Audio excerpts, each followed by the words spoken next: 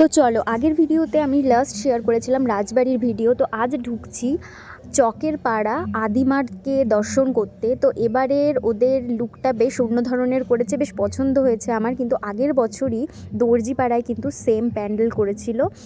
তো যাই হোক, বেশ ভালো লাগছে, বেশ অন্য ধরনের লুকটা দিচ্ছে।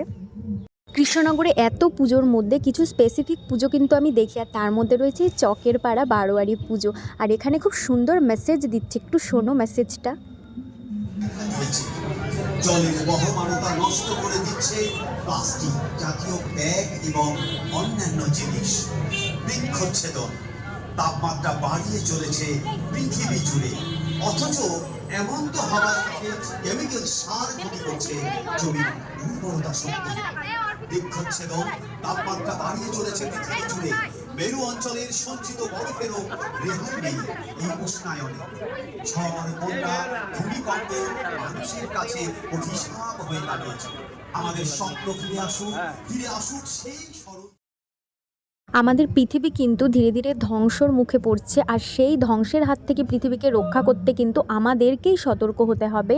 আর সেরকমই কিছু বার্তা এই পুজো মণ্ডপে দিচ্ছিল, যেগুলো আমার শুনতে বেশ ভালো লাগছিল। আমাদের কিভাবে জলের অপচয় কমাতে হবে, আমাদের প্লাস্টিকের ব্যবহার কেমনভাবে কমাতে হবে, কেমন গাছ লাগাতে হবে, আমাদের এই সব নিয়েই বার্তা দিচ্ছিল। তো সব মিলিয়ে কিন্তু এই পুজোটার থিম প্রত্যেক বছরই আমার মন কাড়ে। তো এবারও তার কোনোরূপ ব্যতিক্রম হয়নি। তো এরপর আমরা চলে গেলাম বড় মাকে দেখতে। বুড়ি মা তো আমি আগের ভিডিওই শেয়ার করেছি, কিন্তু এটা হচ্ছে বড় মা।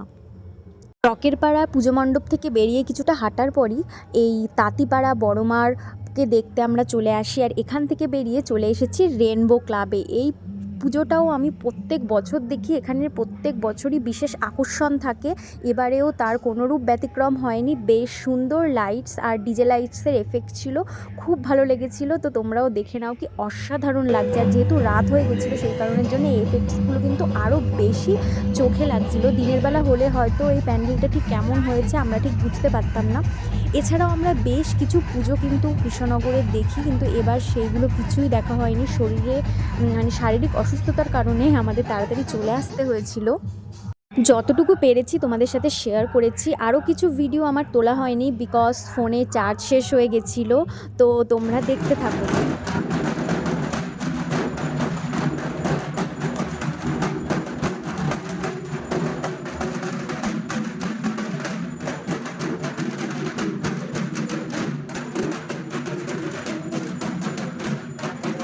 তার পাশেই ছিল মা হৈমন্তীর ঠাকুর, যেটা হচ্ছে নতুন সড়ক ষষ্ঠীতলা। সেই ঠাকুরটাও আমরা প্রত্যেক বছর দেখি, তো এবারও দেখেছি।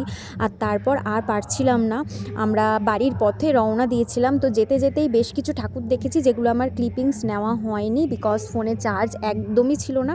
আর এখান থেকে আমরা যাচ্ছিলাম কৃষ্ণনগর স্টেশনে, সেখান থেকে বাড়ি ফিরবো। আর কৃষ্ণনগর স্টেশন থেকে ট্রেন ধরে আমরা ধুবুলিয়া স্টেশনে পৌঁছে, ধুবুলিয়াতেও কিন্তু বেশ কিছু ঠাকুর দেখেছি। সেগুলোও পারলে আমি পরবর্তীতে তোমাদের সাথে শেয়ার করব, যদি দেখি এই ভিডিওতে ভিউ আসছে, কারণ এগুলো অনেক আগের ভিডিও। তো আজকের মতো এটুকুই। রাস্তায় যেতে যেতে আরও প্রচুর ঠাকুর দেখেছি, কিন্তু সব কিছু ক্লিপিংস নেওয়া সম্ভব হয়নি। তো যাই হোক, ভিডিওটা কেমন লাগলো জানিও। ভালো লাগলে অবশ্যই একটা লাইক করে দিও, আর চ্যানেলটাকে অবশ্যই সাবস্ক্রাইব করে রেখো এরকম আরও অনেক ভিডিও দেখার জন্য। টাটা সকলকে।